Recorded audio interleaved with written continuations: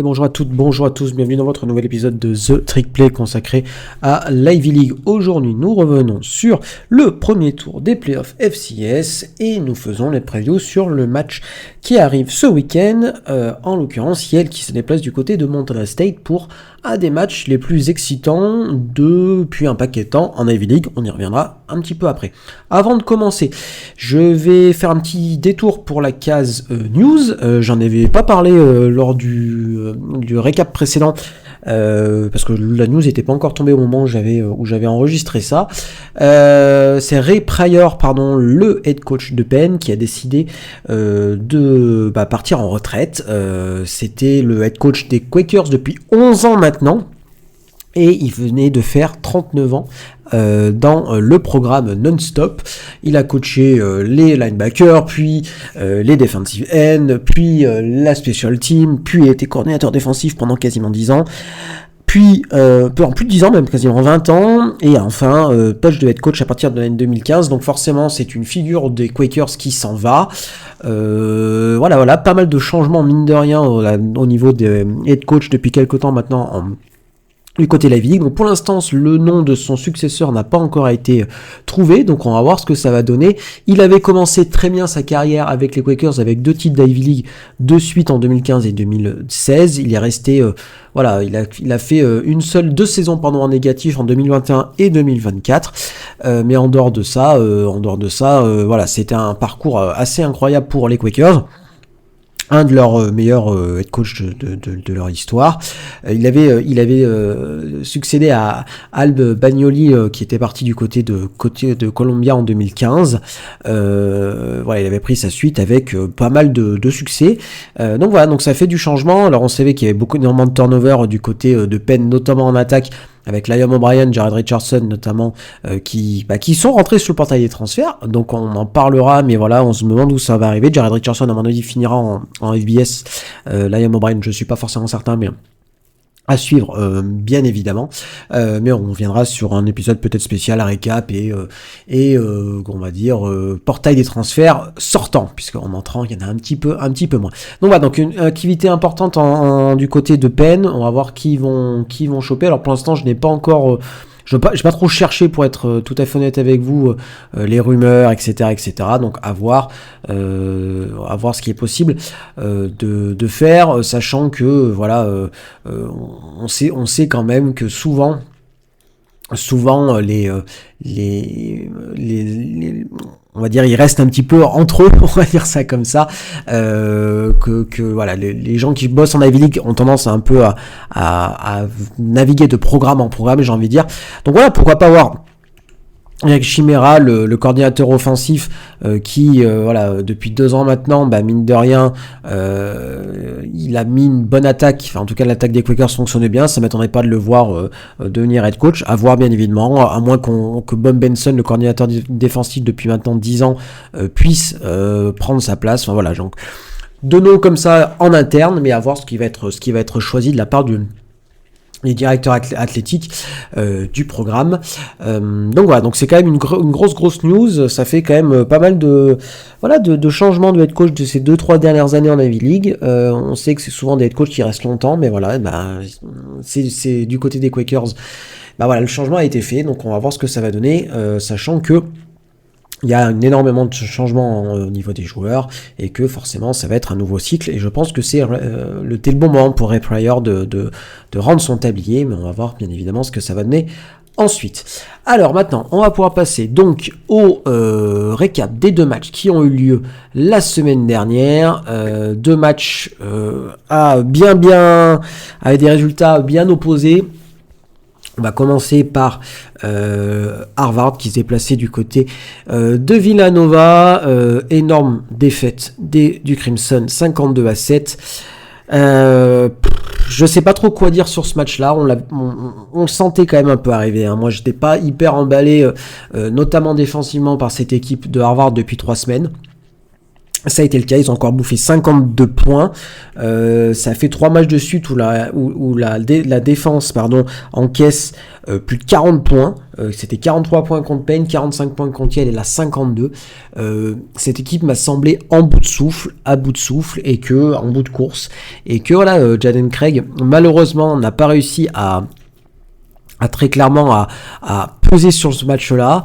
Une interception très coûteuse dès le premier drive qui permet en fait finalement à Villanova de mener 14-0 très rapidement dans ce match. En fait, c'est là où c'est un petit peu terrible pour eux, c'est qu'en fait ils sont ils sont vraiment pas loin de la end zone du côté de Villanova et interception lancée par Jaden Craig.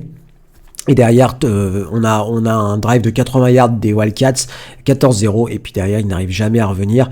Alors on y croit vite fait, au début juste après la mi-temps, où il y avait 31-0, ils marquent 31-7, mais derrière, en 2 minutes, c'était plié, il y avait de nouveau un touchdown de Villanova, et terminé, merci, au revoir. Il n'y a rien qui a fonctionné du côté de Harvard. Seulement 213 yards, c'est probablement leur moins bon match offensivement. 3 turnovers, donc 2 interceptions, un fumble, 2 interceptions de Jaden Craig et un fumble également. Voilà, c'est un match complètement cauchemardesque. Alors on peut refaire l'histoire, on se dit si ce premier drive va au bout, qu'est-ce qui se passe? Mais voilà, on a vu quand même que Harvard avait beaucoup de mal à répondre à l'adversité. On s'était fait la réflexion un petit peu contre Penn où ils s'en sortent miraculeusement parce que ce field goal de 52 yards, je suis pas sûr qu'ils le mettent à chaque fois. Et derrière contre Yale, patatras, pareil, et on l'a vu que dès qu'ils étaient en difficulté au niveau du scoring, c'était compliqué de revenir, et ça a encore été le cas face à des Wildcats, qui étaient une bonne équipe. Donc tu peux te le permettre. Contre Cornell, contre Princeton peut-être à la rigueur, ou voilà, contre des équipes d'Ivy League qui sont voilà en deçà, mais voilà, contre une grosse équipe ça fonctionne pas. Je pense qu'il y a quand même une réflexion que Harvard doit peut-être avoir sur son calendrier out of conference, parce qu'en fait, quand on revient, ils ont joué Stenson qui est vraiment pas bon, Holy Cross qui sort d'une saison galère et Merrimack pareil. Et en fait, je suis pas certain que ça les prépare correctement à ces matchs-là, et je suis pas certain que ça les aide de jouer vraiment des cupcakes, sachant que ils n'ont que 10 matchs à jouer par an. Et que je pense que ça vaudrait peut-être le coup de se dire, si on programmait des matchs un peu costauds en match out of conference, parce que je pense qu'il y a quand même, la place et l'envie, à mon avis, de programmer ces matchs-là. On fera un peu le preview, parce qu'on connaît un peu les matchs out of conference de la saison prochaine, mais par exemple, je pense à Dartmouth, ils ont Lehigh et ils ont Monmouth au programme, qui sont 2 bons programmes de FCS. Lehigh, on a déjà mentionné, Monmouth, qui passe pas loin de la qualification en playoff.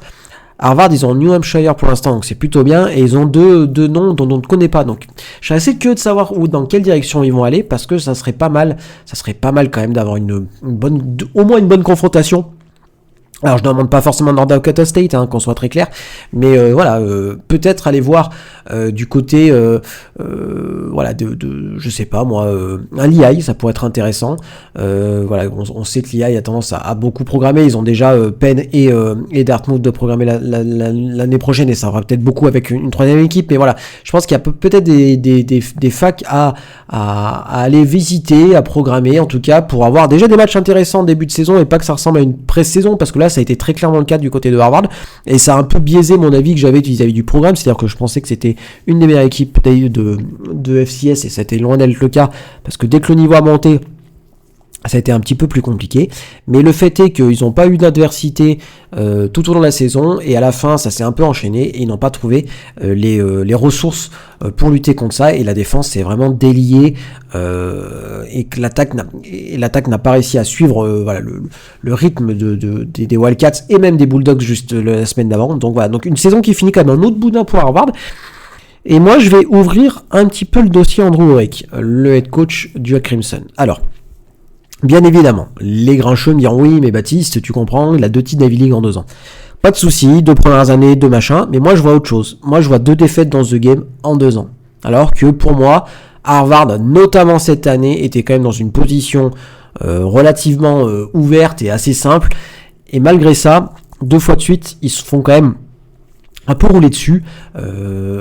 Donc voilà, donc moi je suis assez un peu déçu quand même de cette équipe d'Harvard qui, malgré le titre en Ivy League partagé avec Yale, c'est quand même pas terrible quand on fait le bilan global, c'est-à-dire que on se souviendra de quoi, de la défaite contre Yale et de la grosse défaite contre Villanova. Donc voilà, donc ça fait beaucoup. À voir ce que ça va donner. Jalen Craig va partir. Quel remplaçant au poste de quarterback? Xavier Bascon, le running back numéro 1, va partir. Quel remplaçant au poste de running back? Voilà, donc Andrew Ulrich, je sais que son recrutement avait fait un peu parler parce que il venait de Rutgers, il a joué à Princeton, enfin il y a pas mal de fans de Harvard avaient quand même dit oula, on n'est pas hyper fan du recrutement. Alors jusqu'à présent, mine de rien, le résultat avait parlé pour lui, mais bon, les 3 plus gros matchs qu'il a eu à jouer, il les a perdus. Et ça quand même, quand tu t'appelles Harvard, ça la fout un petit peu mal. Donc on va voir ce que ça va donner. Il va falloir se reconstruire, il va falloir trouver du talent, mais bon, après Harvard recrute très bien quand même. Mais on va dire que les premiers signes, on va dire, de fin de lune de miel entre Andrew Ulrich et les supporters viennent de pondre. Alors, il n'y a pas eu vraiment une lune de miel, pour être tout à fait honnête, parce que voilà, le recrutement a fait un petit peu parler. Mais on va voir ce que ça va donner dans une saison prochaine où, mine de rien, les enjeux seront quand même importants. Hein. Les enjeux seront importants et Harvard aura beaucoup à jouer et beaucoup à reconstruire.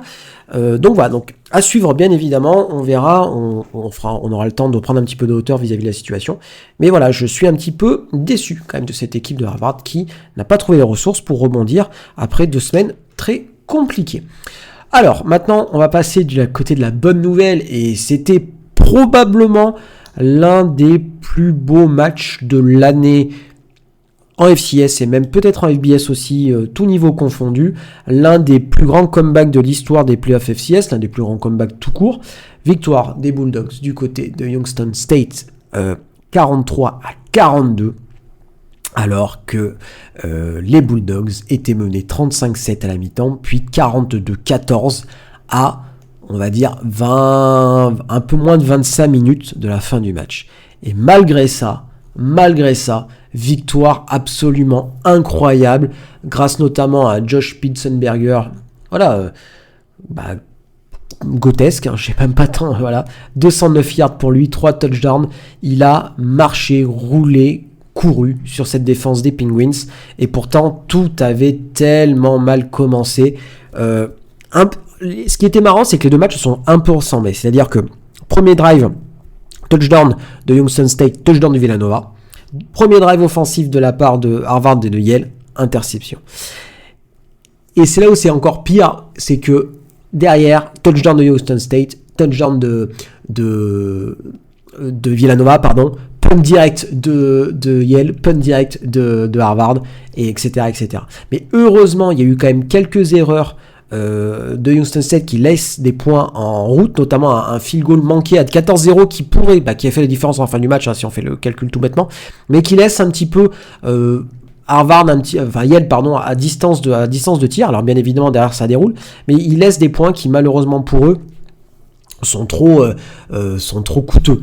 En plus, Yale, tout avait mal fonctionné en début de mi-temps. Il y a un autre fumble qui permet à Youngstown State d'avoir vraiment une possession, marquer un touchdown juste avant la mi-temps, très rapide en 56 secondes, alors qu'ils étaient loin de leur but, mais le fumble fait que les Penguins sont en position de marquer.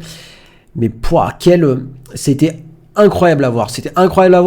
Parce que franchement, au début du match, j'ai dit putain, j'ai hypé la conférence, ils vont prendre 2 fessées, je vais passer pour un gros peintre comme d'habitude.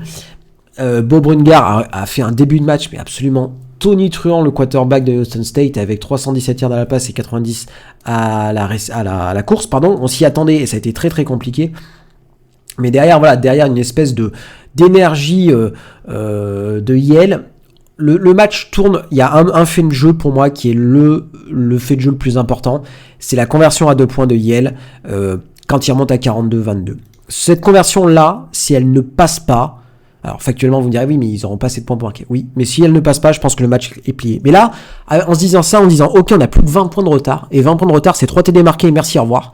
Et en fait ça fait basculer complètement le momentum du match. Et derrière, qu'est-ce qui se passe pour Youngstown State, derrière, fumble du receveur Wilson est récupéré par Ayo Douraye, le linebacker de Yale, c'est Camara pardon qui récupère, mais c'est Ayo Douarié qui force le fumble. Donc les deux playmakers de Yale qui se réveillent au meilleur des moments. Et derrière touchdown, ils reviennent à 13 points. Derrière, le momentum shift complètement, field goal loupé, punt, enfin bref. Ils reprennent confiance en leur force et c'est vraiment un match, mais voilà, c'est le match du week-end dernier, je pense, à mes yeux. J'espère que vous avez pu un peu suivre. J'avais un peu tweeté les images parce que je pense que c'était un peu voilà, des matchs de l'année. Et c'est un match qui fait vraiment du bien pour la conférence parce que, comme je vous dis, Youngstown State fait partie de la Missouri Valley Football Conference, qui est la meilleure conférence de FCS. Et donc voilà, ça marque très clairement les choses. Pour rappel, les défaites des Penguins, c'était Michigan State, South Dakota State, North Dakota et North Dakota State. Et seulement de 8 points North Dakota State. Donc c'était vraiment une très bonne équipe. Et cette victoire-là, elle marque quand même les choses. Et elle montre quand même qu'il y a du talent en Ivy League. On n'en doutait pas. Mais voilà, Josh Pitsenberger, au sommet de son art, c'était probablement son avant-dernier match avec les Bulldogs. On va voir ce qu'il va faire. Je pense qu'il va rentrer sur le portail de transfert à mon avis. Mais voilà, je suis assez curieux de le voir au plus haut niveau parce que je pense que c'est un super joueur et voilà qui a su élever son niveau de jeu dans les matchs importants. Il l'a fait contre Harvard, il l'a fait contre Youngstown State. Donc voilà, donc super joueur, très content de voir ce qui lui arrive. Dante Reno qui a eu un début de match compliqué, mais malgré ça, il a réussi à bien se réveiller. 260 yards pour lui, alors 3 TD, 2 interceptions. Et voilà, en tout cas félicitations à cette défense de Yale qui a été clutch au moment opportun. Et voilà, une fois que le momentum a vraiment basculé sur cette conversion à 2 points réussie, bah voilà, c'était vraiment une performance de haute volée. Et à ce moment-là, on se dit c'est bon, c'est terminé. C'est terminé pour les Penguins. Et derrière, il n'y a rien qui fonctionne, il tente une quatrième tentative qui passe pas, qui s'ils le réussissent, ça finit le match est presque plié, j'ai envie de dire. Mais voilà, c'est vraiment une performance de haut niveau de la part des Bulldogs. Alors, pas la première mi-temps, bien évidemment, mais sur l'ensemble du match, être capable de se remobiliser. Et je pense que cette victoire contre Harvard a été fondatrice pour ce groupe-là. Alors, évidemment, il va avoir des pièces à l'échiquier qui vont partir, mais Dante Reno n'est que sophomore. Il lui reste encore 2 ans derrière, donc c'est vraiment très intéressant pour lui. Et puis, il y a, comme d'habitude, il y a du talent qui émerge. Lucius Anderson, freshman, il sort un match à 138 yards et 1 TD. Jackson Santiago, sophomore, 100 yards à la réception. Voilà, donc il y a du talent, il y aura du talent au niveau des postes de receveur l'année prochaine, et c'est vraiment hyper intéressant de voir ce qu'il va avoir. Alors bien évidemment, il y aura des départs. À voir ce que fait Abou Kamara, par exemple, le DB de Yale. Est-ce qu'il rentre sur le portail de transfert, est-ce qu'il reste pour sa saison senior? Je ne sais pas, on va voir. Mais voilà, c'est vraiment de bonne augure. C'était un match superbe et ça a redoré un peu le blason de la Ivy League, qui a vraiment souffert après cette défaite contre de Harvard à Villanova. Tout le monde c'est un peu surexcité sur Twitter dès que le compte Reddit FCS, même sur les serveurs que je suis un peu, ça tout de suite, tout le monde s'est moqué sur la Ligue et puis boum, cette victoire fait beaucoup de bien. Alors, elle fait beaucoup de bien aussi parce qu'on va avoir, et ça me permet de switcher sur les matchs qui vont arriver, le match qui va arriver la semaine prochaine. Et ben voilà, c'est qu'est-ce que je voulais vous dire. Yale qui se déplace à Montana State. Voilà, j'ai pas grand chose à vous dire plus que ça. Enfin, je pense que ça. Yale qui va à Bozeman, bordel de merde. Enfin, je veux dire, c'est vraiment trop cool. Montana State, deuxième meilleure équipe de FCS. Vraiment pas très loin, je pense, de North Dakota. Enfin, pas très loin. À bonne distance, mais vraiment la deuxième équipe de FCS. Ils sont à 10-2. Mais vous dites, ouais, mais ils sont à 10-2, donc il y a 2 défaites. Oui, il y a effectivement 2 défaites. Mais les défaites, vous savez contre qui c'est? C'est contre Oregon et contre South Dakota State. Ok. Alors, South Dakota State fait pas une énorme saison, on est bien d'accord. Mais les 2 défaites de Montana State, c'est en tout début de saison, c'est les 2 premières semaines. Depuis, voilà. C'est une équipe qui est vraiment montée en puissance. Ils ont battu Montana à Montana pour le Brawl of the Wild. Et ça va être très compliqué. Pourquoi ça va être très compliqué? Parce que Montana State est en 37-2 au Bobcat Stadium sur ces 5 dernières saisons, d'accord, qu'ils ont une des meilleures attaques du pays et qu'ils ont une énorme défense. Ils ont un quarterback, Justin Lamson, pardon, qui a un pourcentage de complétion vraiment très bon, à plus de 70%. Il est relativement jeune en plus. Donc voilà, donc il y a, en plus du côté des équipes spéciales, un excellent joueur en la personne de Jabez Woods, le returner de kick-off. Donc voilà, donc il y a vraiment du talent partout. Caden Dollar, le cornerback, 4 interceptions pour lui cette saison. Ça va être dur, mais bon, tant pis, c'est pas grave. Il faut les jouer, ces matchs-là. Il faut les jouer. C'est aussi... il faut être conscient de ses forces. Ça peut être une attaque qui déroule, parce qu'ils ont un des meilleurs running backs du pays. Hein. Ils ont une défense qui peut step up au meilleur moment avec des joueurs vraiment très bons, notamment Abou Kamara. Et que voilà, on sait jamais. Alors, le spread est assez important, je crois qu'il est plus de 10 points. Alors, attendez, j'essaie de le trouver. Je crois qu'il est aux alentours de 15 points, si mes souvenirs sont bons. Ça me semble à peu près correct. Mais voilà, je pense que la clé, ça sera quand même de museler le jeu au sol de Montana State, qui fonctionne bien, mais... Je pense Justin Lamson, pardon, le quarterback, est junior. Il n'a pas forcément énormément d'expérience. C'est sa première année en tant que titulaire là. Donc voilà, donc pourquoi pas lui mettre un petit coup de pression, même si ça va être compliqué, hein, qu'on soit très clair. Hein. J'essaie de trouver des signes, on va dire, positifs là-dedans, mais voilà, ça va être quand même compliqué. D'accord. C'est la première fois depuis 1903 que Yale va jouer 12 matchs sur une saison. Ça, c'est marrant, les petites stats comme ça. C'est potentiellement la première saison à 10 victoires pour Yale depuis 1909.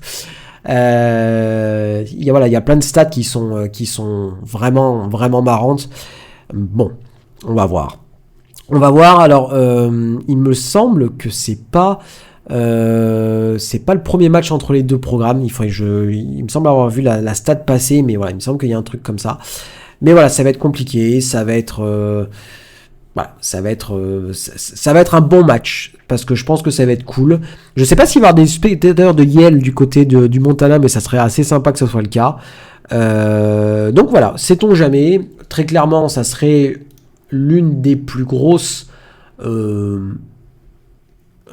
surprise de l'histoire du FCS, je pense quand même, parce que même si c'est une bonne équipe, Montana State est vraiment une très très bonne équipe, hein. Vous avez peut-être pas eu l'occasion de les voir jouer, mais c'est pas très grave en soi, je vous le dis.